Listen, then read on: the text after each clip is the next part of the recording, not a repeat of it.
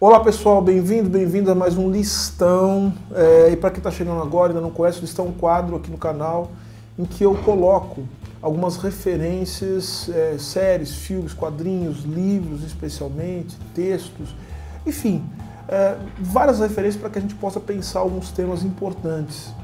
E antes da gente começar esse listão de hoje, eu vou pedir para você se inscrever no canal, curtir o vídeo, se você gostar, obviamente, comentar e compartilhar, tá bom? E hoje nesse listão eu quero falar sobre cinema de terror. Quem me conhece deve estar achando meio estranho isso, porque assim, eu confesso, eu não sou muito corajoso para assistir filme de terror, não. Mas eu sou aqueles que assistem filme de terror assim, com uma mão no olho e com os dedos abertos assim para ficar olhando, né? Mas de qualquer maneira, eu acho que é interessantíssimo. Tem alguns que são fabulosos, que são fenomenais. Inclusive aqui nessa plataforma há pessoas interessantíssimas que comentam especificamente o cinema de terror. O Getro, por exemplo, comenta os filmes de terror. Inclusive eu vejo alguns filmes no canal dele, aliás, eu não vejo os filmes, vejo os comentários dele porque eu não tenho coragem de ver alguns filmes que ele recomenda. Quero dizer que o cinema de horror tem alguns elementos para a gente pensar o que é a nossa sociedade, o que é a política. Porque desde muito tempo a filosofia já entendeu que a política também é um processo de produção do medo. A formação do Estado moderno, isso alguns filósofos já nos explicaram, mas o primeiro que teve essa sacada foi um cara chamado Thomas Hobbes. É preciso que a unidade política seja construída a partir da produção do medo. É preciso, portanto, nomear, é preciso, portanto, da materialidade, é preciso corporificar aqueles que vão justificar uma unidade política que vai ser contrária a certas ameaças. Ou seja, a unidade política vai se dar em nome da proteção, da paz, da segurança, do medo que o outro nos provoca. Então vejam que, em tempos, as circunstâncias políticas e econômicas vão gerar um determinado medo. E esse medo é que vai, como eu já disse, justificar que nós possamos nos unir para enfrentar isso que nos ameaça. Então vejam que o cinema de horror, de alguma forma, e os monstros, as ameaças, elas correspondem também a determinados estágios da vida política, da organização econômica. Basta lembrar como são os monstros de filme de terror do final do século XIX até meados do século XX, né? São monstros aristocráticos, né? É o Drácula, é o medo da tecnologia, ou seja, na figura do Frankenstein, né?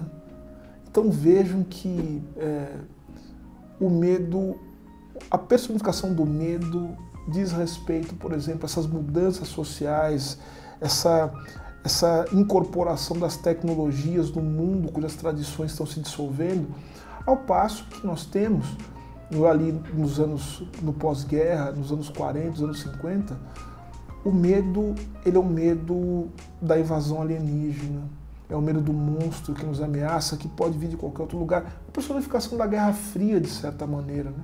Em que o nosso vizinho pode nos ameaçar, porque ele pode ser aquele que vem de fora, ou seja, ele pode ser o espião, ele pode ser aquele que vem de outro país para ameaçar a nossa vida. Então, vejam como a arte, o cinema especialmente, como cultura de massa, que se torna, ele é um lugar também em que a produção do medo ganha vida, em que o medo politicamente produzido ganha vida. E hoje a gente vai falar um pouco do cinema de horror, ou do cinema dos filmes de terror, mas como eles caracterizaram o negro. E eu chamo a atenção aqui para uma espécie, não sei se seria um subgênero, mas tem uma certa ambientação dos filmes de terror que é muito significativa e que tem voltado à tona por meio de seriados, por meio de produções muito recentes, que vocês podem encontrar inclusive nas plataformas de streaming, que é o cenário do sul dos Estados Unidos. Ou seja, em que o próprio cenário, as próprias condições são condições de terror, ou seja, o lugar é o monstro, o ambiente é monstruoso. E vamos lembrar aqui que nos Estados Unidos, no sul dos Estados Unidos, até o ano de 1965, já disse aqui isso várias vezes, havia a segregação racial. O sul dos Estados Unidos é um lugar muito retratado no cinema. Então, isso cria até mesmo um subgênero, né, que é o Southern Horror, né, o horror sulista, em que o ambiente pantanoso, aquele ambiente, um ambiente estranho, um ambiente hostil, ele se forma principalmente contra pessoas negras. O racismo, portanto, é o grande monstro, o que tem sido frisado, como já disse, em produções recentes. Então vamos falar um pouco de alguns desses filmes, e já adianto, essa lista pode gerar outras listas. É sempre assim, é sempre obra aberta. Se você tem alguma coisa, algum item, algum filme que você acha que poderia compor outra lista, pode colocar aqui nos comentários, por isso que eu pedi para você comentar, para a gente conseguir sofisticar mais essas nossas reflexões sobre política e terror e como os filmes de terror, de alguma maneira, representam o medo, que é o medo próprio da política, e como a questão negra, a questão racial é representada também nos filmes de horror. Vamos começar o nosso listão então. Eu vou começar com um filme de 1968, mas que ainda levanta várias análises sobre a representação negra no cinema e particularmente nos filmes de terror. Eu vou falar aqui do clássico A Noite dos Mortos-Vivos, de Jorge Romero, um marco no cinema de horror. Esse filme é um filme conhecido por popularizar os filmes de zumbi e introduzir os efeitos especiais próprios dos cinemas de terror contemporâneo. A Noite dos Mortos-Vivos levanta temas como racismo, a segregação e também a luta de classes, que virou uma marca dos filmes de Jorge Romero, as suas produções posteriores. A história se passa em Pittsburgh, uma pacata cidade da Pensilvânia, onde Ben, né, um homem negro, e Bárbara, uma mulher branca, lutam para sobreviver quando os mortos levantam dos seus túmulos para se alimentarem dos vivos. Agora vai ter um spoiler, hein, gente? Se você não viu esse filme, já estou avisando, já, alerta de spoiler, que eu vou dar spoiler. E é difícil falar desse filme sem dar spoiler, tá? Agora vejam, à medida que o dia amanhece, Ben, o homem negro, que ele é o único sobrevivente da casa, ele sai do porão porque ele ouviu vozes humanas. Né? E ele pensava que estava salvo. Ao sair, ele é baleado por um grupo de moradores locais que caçavam zumbis, acompanhados, adivinha, da polícia. Os realizadores do filme dizem que a questão racial não teve importância no roteiro, o que fica evidenciado pelo fato da raça de Ben não ser mencionado no filme, né? O que parece ser evidenciado. Mas vejam, é impossível a gente não fazer uma leitura racializada. Inclusive, o filme A Noite dos Mortos-Vivos foi o primeiro longa a ter um homem negro interpretando um papel principal, independentemente da sua cor, gerando inclusive uma surpreendente bilheteria e também um filme que foi muito aceito pela comunidade negra, que começou a se ver representado naquele personagem, na sua luta pela sobrevivência num mundo completamente hostil. O público negro estadunidense fez filas para ver o filme onde o homem negro era protagonista e estrela principal. Antes disso, é importante se dizer que a representação de pessoas negras no cinema de horror era feita de forma extremamente caricata, jocosa e violenta. Ou seja, os negros eram colocados para morrer. Pessoas negras eram as que horrorizavam, né? Ou seja, elas eram o terror. E mais, a vítima das pessoas negras, que eram o terror, eram sempre os brancos. Então, como eu já disse antes, os filmes de terror eles mexem com medo, com angústias sociais, ou seja, é um medo política e socialmente produzido. Agora, lembrar sempre que os Estados Unidos dos anos 60 foi marcado pelo medo da bomba atômica, né, o medo produzido pela Guerra Fria, mas também outros medos, o medo do racismo, o medo da segregação racial, o medo do negro. E a suplantação do velho pelo novo é dos sentimentos presentes no filme através da alegoria dos zumbis, que mesmo mortos resolvem voltar para exterminar a população. Apesar de Ben ser morto e confundido com uma criatura, o ator Duane James, que dá vida a Ben, acredita que esse foi um dos momentos mais realistas do filme, onde o homem negro heróico é morto pelos seus inimigos naturais, que não são zumbis, são os racistas e os policiais da cidade de Pittsburgh. Essa fala de Duane diz muito sobre aquele período. Aliás, o mesmo ano, 68, em que Martin Luther King foi assassinado. Agora, importante notar também como a alegoria dos zumbis ela está presente hoje na cultura pop, nos videogames, especialmente nos filmes, em que o zumbi é aquele que pode ser morto. O zumbi é aquele que se mata sem qualquer tipo de remorso. O zumbi, na minha opinião, também é uma grande alegoria do que é o medo no mundo governado pela lógica neoliberal, no sentido de que massas de pessoas cuja vida não faz o menor sentido, nós podemos ver na produção, né, da série também, que se tornou um grande sucesso, The Walking Dead, né, em que, na verdade, os The Walking Dead não são as pessoas, não são os mortos, né? The Walking Dead são os vivos, cuja vida não tem o menor sentido. E que andam, na verdade, tentando sobreviver, mas num mundo em que a vida não tem sentido. Então vejo as roupas esfarrapadas, né, a aparência, né, carcomida, destruída, se isso não se parece muito com as pessoas que são abandonadas em locais das cidades e que não têm nenhum tipo de assistência.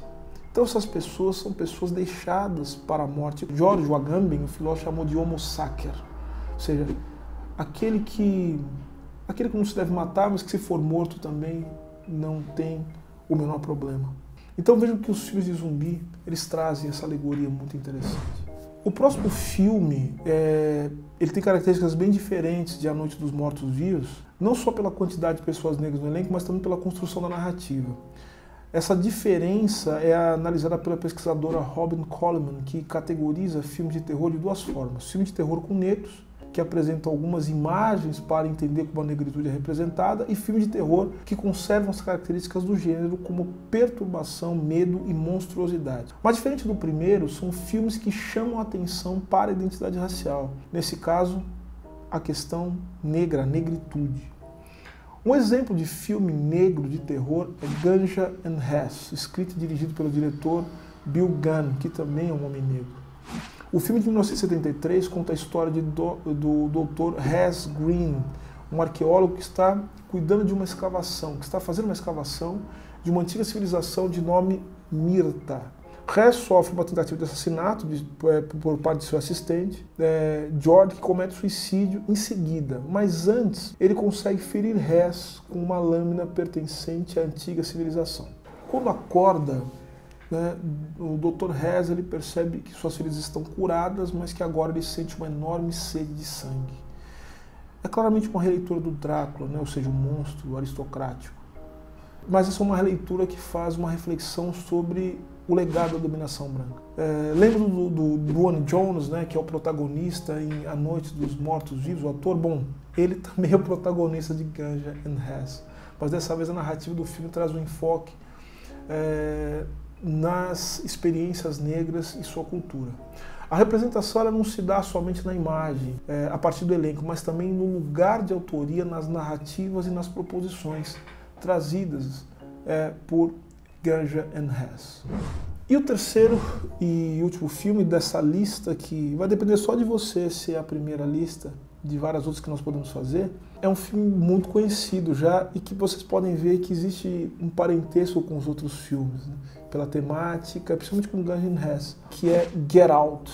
Em português, Corra, um filme de 2017 dirigido por Jordan Peele, que fez a sua estreia com esse filme. Jordan Peele ele faria também um outro filme importantíssimo que mereceria uma análise, que é Us, Nós, como foi traduzido, e que também é protagonizado por Lupita Nyong'o, a grande atriz negra.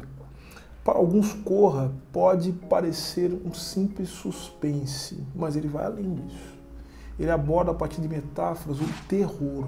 É um filme de terror. O que é um filme de terror? O filme de terror, ao contrário do filme de suspense, o filme de terror é aquilo que nos deixa apreensivo, que nos causa angústia, aquilo que nos faz temer é algo que nós não compreendemos. Então vejam que, como eu falei, o racismo, justamente pela sua natureza, entre aspas, né, estrutural, natureza aqui com todas as aspas possíveis e imagináveis, ou seja, pelo modo do racismo se constituir, melhor dizendo, a partir de uma lógica estrutural, faz com que o racismo não esteja localizado em algo que possa ser identificado, apesar de se materializar, tal como os monstros de terror se materializam a partir da soma de vários medos e angústias, a partir de traumas. Então, o racismo, portanto, ele ganha corpo, ganha forma de uma maneira que não é compreensível para os olhos da maioria das pessoas e fora também de uma análise crítica da realidade, ou seja, que nos leve a pensar nos limites daquilo que nos constitui.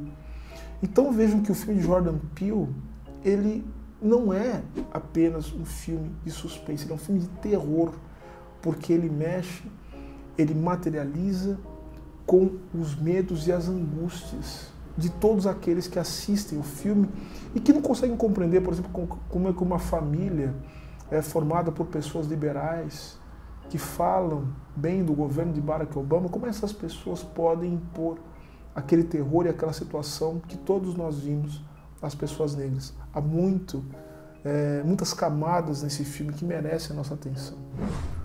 Jordan Peele ele faz um trabalho primoroso porque ele vai analisar alguns mecanismos, como eu já disse, que são próprios do racismo e que constituem a forma de dominação sobre os negros, a forma com que os homens negros são estereotipados, a negação do pensamento crítico a pessoas negras, que só podem ter habilidades ligadas ao seu corpo. Enfim, tudo isso é tratado de maneira magistral por Jordan Peele e a questão do leilão, né, enfim, de pessoas negras mostra bem o que significa isso. Um leilão feito, como eu já disse, por pessoas que são orientadas justamente por essa visão, como nos Estados Unidos se chama, liberal de mundo. Agora, esse filme tem uma curiosidade pessoal, que é justamente a reação das pessoas negras e brancas ao filme. Eu me lembro que isso foi também me contado por várias pessoas negras, que ao terminar o filme, havia uma sensação de perplexidade por parte das pessoas negras e as pessoas brancas, em geral, não todas, mas as pessoas brancas riam em partes do filme que as pessoas negras não conseguiam sequer rir, porque se viam ali naquela mesma situação. Já tinham se deparado com situações, obviamente que não exatamente como aquelas do filme, mas que em muito lembravam as situações ali representadas no filme. Então havia isso, parte das pessoas brancas ria, enquanto as pessoas negras ficaram atônitas e reflexivas pensando em situações que lhe eram muito, mas muito comuns. Bom, eu falei só de 3 filmes aqui, mas tem muita coisa para ser escrita. Eu recomendo que leiam Robin Coleman, que vai falar sobre a representação negra nos filmes de terror, nos filmes de horror. Mas há outros filmes e séries, como eu já disse, e também até músicas ou videoclipes que falam a respeito disso. Quero lembrar aqui de Lovecraft Country, né, que nós já tivemos a possibilidade de mencionar num dos vídeos do canal, série fantástica que fala sobre isso. Recentemente, a série Then, que também trata deste cenário. E a gente tem que se lembrar também aqui do clipe de Michael Jackson, nos anos 80, Thriller, né, que gerou também uma música, o álbum, né, um dos álbuns mais vendidos, se não aquele álbum mais vendido da história da música de todos os tempos. Então, ficam essas recomendações. E você? Você tem algum filme de terror, filme de horror, que fale dessa temática do medo, que junto com a questão racial, ou então que fale da produção do medo como um dos fatores fundamentais da luta política. Eu quero te ouvir, quero saber o que você acha. Então, muito obrigado, te agradeço demais por ter ficado aqui com a gente até agora e eu te vejo no próximo listão. Até mais.